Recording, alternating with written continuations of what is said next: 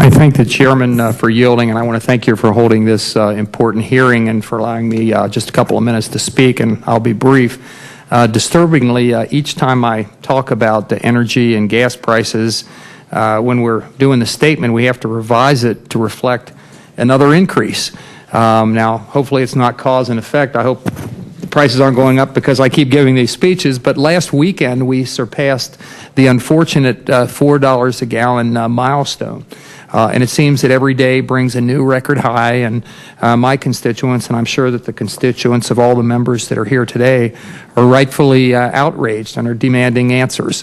They want to know why, for example, we aren't drilling in the United States, in ANWR and in the Outer Continental Shelf especially, and why we aren't building more refineries. Haven't built one in over 30 years. The last one being 1976 in this country. Virtually made it impossible to build another one, and why we aren't doing more to promote alternative energy sources. Excuse me. In response, this Congress unfortunately gives them legislation that purports to fix our energy problems simply by raising taxes by billions of dollars on domestic energy companies and hoping for the best. That's not an energy policy. That's a tax increase, and it's on every American family, because let's face it, when you raise taxes on the energy companies, whether you call it a windfall profits tax, whatever the heck you call it, they pass it on, and people just pay more at the pump. That's what happens. Critics of domestic drilling point out that even if we drilled in ANWR and the Outer Continental Shelf, we wouldn't have oil available for that for another 5 years or another 10 years. Well, that's one reason we should have done this 5 years or 10 years ago, but it was blocked by Congress. Yet I know many of us are waiting to hear what Congress is going to do about this. Over time, we've improved the technology mitigating the environmental impact of oil and gas development. For instance, rather than having several stations drilling straight down, horizontal and directional drilling can reach oil and gas deposits as far as 10 miles away. But instead of taking immediate steps to reduce our dependence on oil-rich but unstable foreign governments, members of this Congress have focused on placing our nation's sources of oil off limits, hamstring the construction of new refineries and requiring the production of boutique fuels that drive up prices on consumers, as the gentleman from Nebraska just mentioned.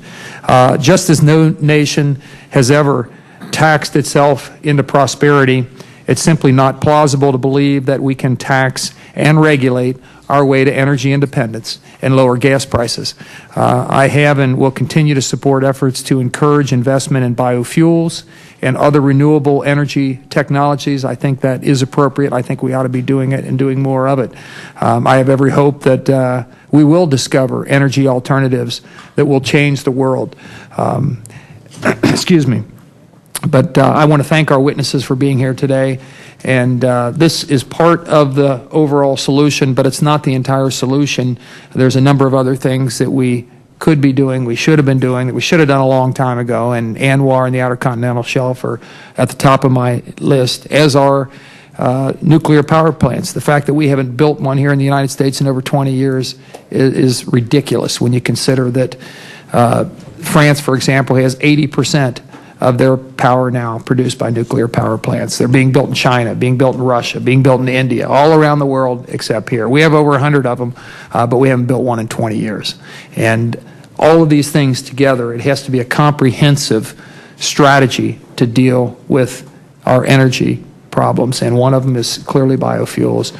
But part of it is also going after oil that we have control over, that's within the United States or in our borders. And to think that Cuba and China are going to be drilling off the coast of the Florida Keys and going after that energy, both oil and natural gas, trillions of cubic feet of natural gas, they're going to get it, and we've put it off limits to American consumers.